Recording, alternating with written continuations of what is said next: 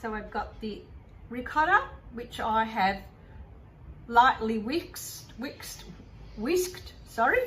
with a little bit of salt and pepper and an egg just to bind it. I made the nice salsa with the muti pomodoro and the passata bechamel. The eggplants I cooked in the air fryer. Before I did them, I sliced them, salt them, let them sweat.